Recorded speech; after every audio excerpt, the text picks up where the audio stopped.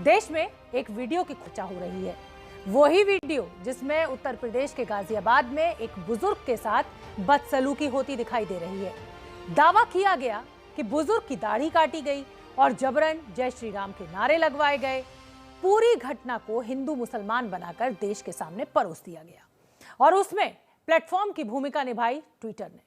जब जांच हुई तो पुलिस ने बताया कि धार्मिक एंगल का कोई मामला है ही नहीं। अब पुलिस ने ट्विटर के खिलाफ भी केस दर्ज कर लिया है। ट्विटर अब देश के कानून के नीचे आया है। जो हुआ है उसकी जिम्मेदारी भी लेनी होगी और जवाब भी देना होगा। तो देखिए गाजियाबाद कांड का पूरा सच।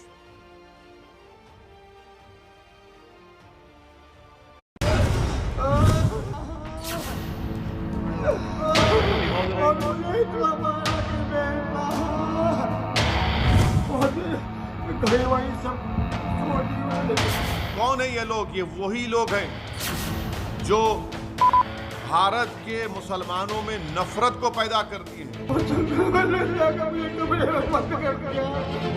कोई भी इस तरह की बात संज्ञान में नहीं आई है कि कोई भी धार्मिक नारे लगवाने के लिए किसी को बाध्य किया गया हो। इसमें कोई भी धार्मिक भावना वाली बात नहीं थी।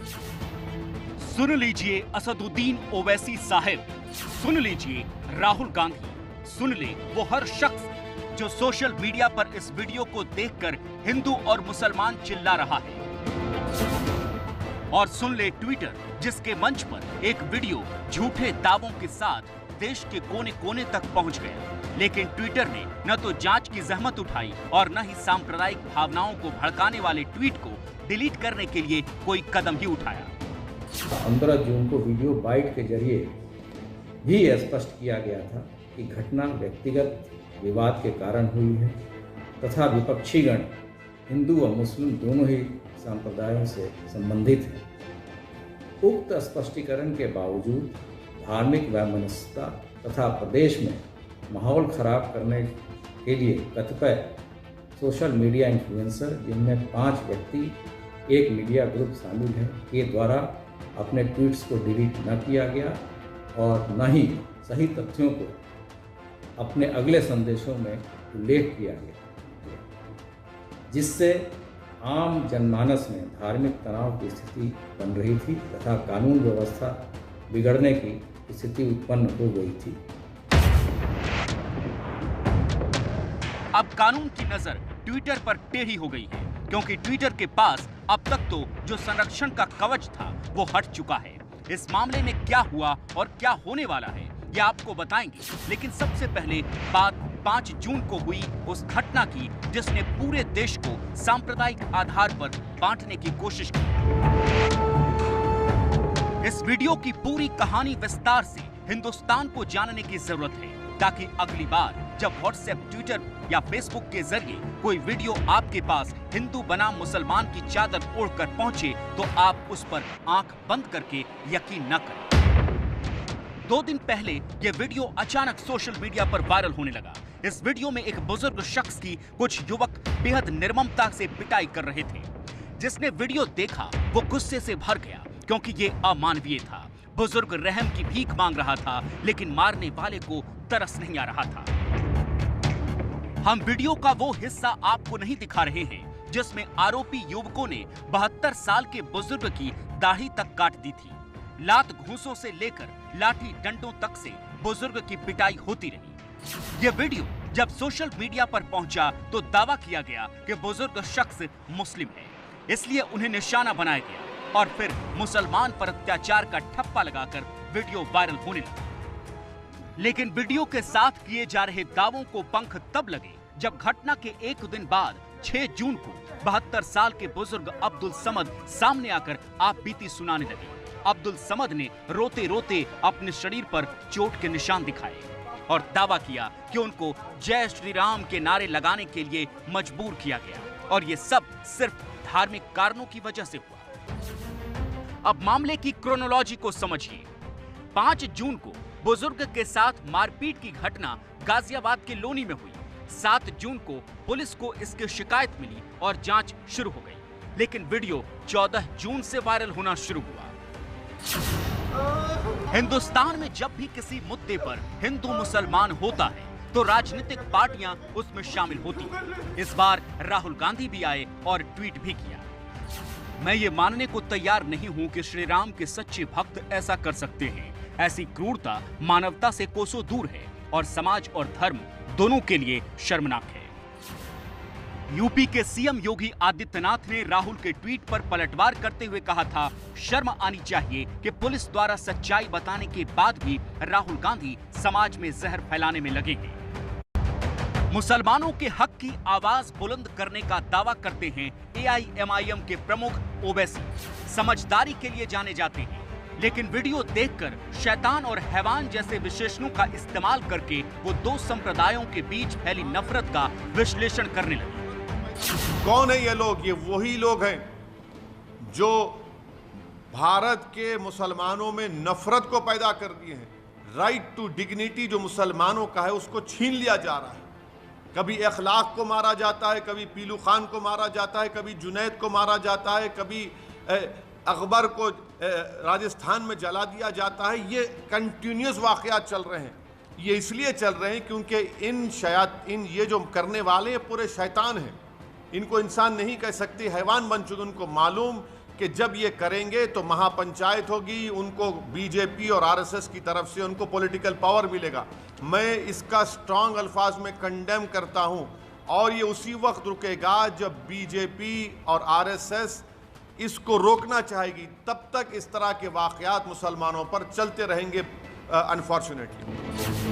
असदुद्दीन ओवैसी भूतकाल से लेकर भविष्य तक की बातें करके गए, लेकिन ओवैसी जी जरा रुकिए और फैसला सुनाने से पहले जरा गाजियाबाद के एसएसपी अमित पाठक की बात सुनते जाइए। फाइंड आउट किया तो हमको एक्चुअल सीक्वेंस उसमें पता चला, और ये एक तावीज़ को लेकर के जो एक पक्ष है उसके दिमाग में इनके प्रति नाराजगी का भाव था कि इन्होंने जो तावीज़ बना करके दिया वो इनके किसी विपक्षी से मिल करके कुछ ऐसा तावीज़ दिया जिससे उनको जो अपेक्षित फ़ायदा था वो नहीं हुआ, नुकसान हुआ। उसके चलते जो मुख्य एक्यूज्ड है उसने अपने दोस्तों के साथ मिलकर के ये घटना कारित करी, जिसको हम लोगों ने संज्ञान लिया। पुलिस के मुताबिक पूरी घटना में कोई धार्मिक एंगल नहीं है। पुलिस के मुताबिक अब्दुल समद तावीज बनाकर देते थे, एक पक्ष को इससे फायदा नहीं हुआ, इसलिए उसने बुजुर्ग से मारपीट की। वीडियो की तह तक जाने के लिए एबीपी न्यूज संवाददाता मनोज वर्मा उस जगह तक पहुंचे जहां बुजुर्ग के साथ मारपीट हुई थी। सोशल मीडिया पर बुजुर्ग की पिटाई का जो वीडियो वायरल हो रहा है, आपको बताना चाहेंगे दरअसल वो वीडियो लोनी के बंथला गांव के इसी इलाके का वीडियो है, इसी जगह का वो वीडियो है। इस वक्त हम जिस घर के बाहर मौजूद हैं, ये जो घर है वो मुख्य आरोपी परवेश गुजर का घर है। इस वक्त घर के अंदर फिलहाल कोई मौजूद नहीं है, लेकिन अब इस कहानी में जो बात निकल करके सामने आई है वो ये सामने आई है कि जो बुजुर्ग है जिसकी पिटाई यहाँ पर हो रही थी, दरअसल वो एक तांत्रिक हैं और परवेश के घर की जो हालत थी वो काफ़ी ठीक नहीं चल रही थी। इसी वजह से बुजुर्ग तांत्रिक ने उसको कुछ ताबीज़ दिए थे और उसके बाद उसके घर में किसी तरीके की अनहोनी हो गई थी। उसकी जो पत्नी गर्भवती थी, उसका बच्चा गिर गया था। इसके अलावा उसके पिता का भी एक्सीडेंट हो गया था। इसी बात को लेकर के परवेश जो था वो गुस्से में था और उसने 5 जून को अपने साथियों के साथ मिलकर यहाँ पर बुजुर्ग को बुलाया और उसकी यहाँ पर पिटाई की और उसके बाद ये वीडियो वायरल हुआ है। गाजियाबाद के लोनी में हमारी मुलाकात फूलवती नाम की एक महिला से हुई, जो बता रही हैं कि पिछले 3 महीने से 72 साल के अब्दुल समद ताबीज देने आया करते थे, लेकिन प्रवेश के घर में ताबीज लेने के बाद से एक के बाद एक अप्रिय घटना होती गई, जिसके बाद उसने दूसरे लड़कों को साथ मिलाकर बुजुर्ग की पिटाई की। जब ये तीसरी बार आया तो स्कूटी पे इंतजार के साड़े की गेल आया, उसके साथ आया तो यहीं गली में उसने 1-2 चाटा उसको मार दिया। यहीं गली में ही 1-2 चाटा मारने के बाद इंतजार, आदिल और 3 लोग पहुँच बुला लिए।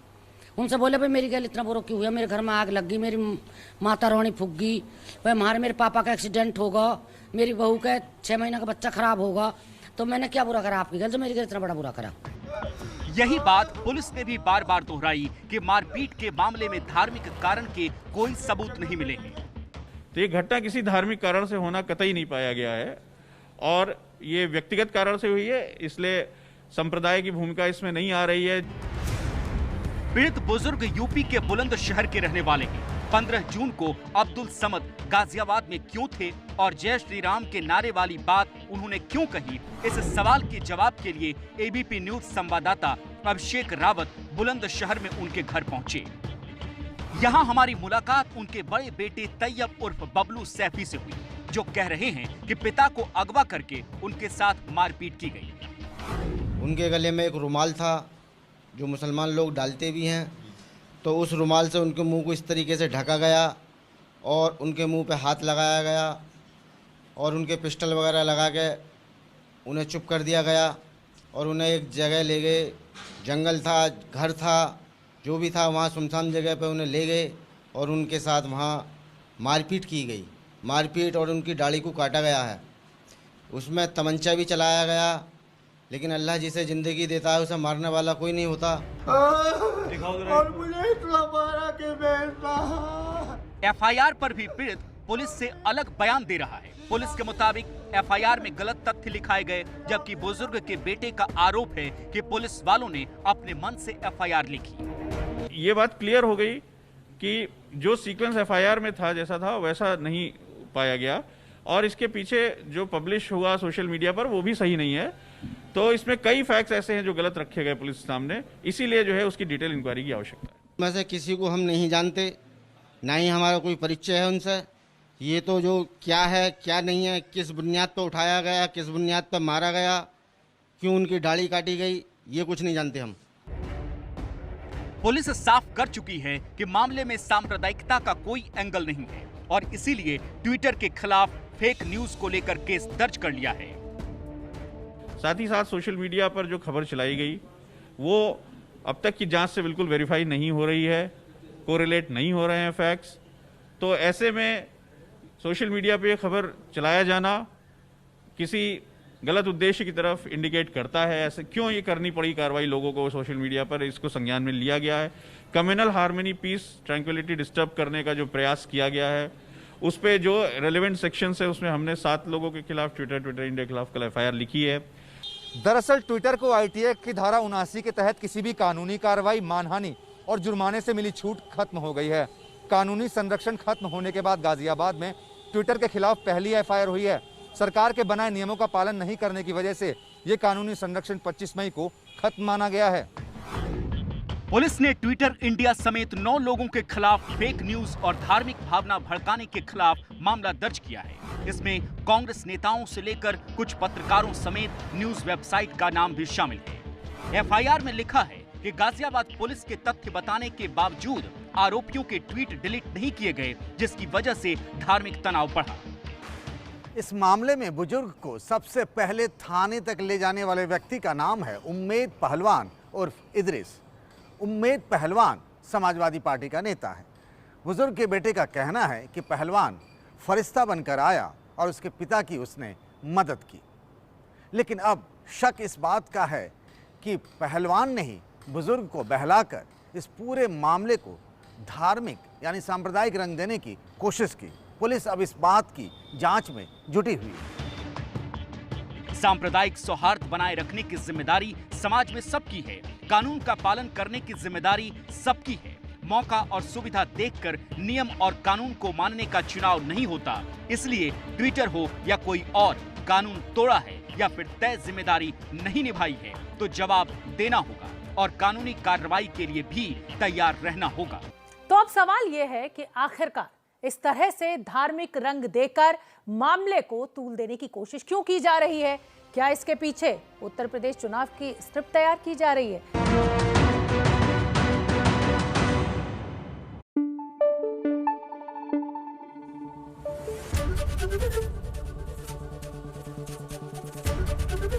एबीपी न्यूज आपको रखे आगे।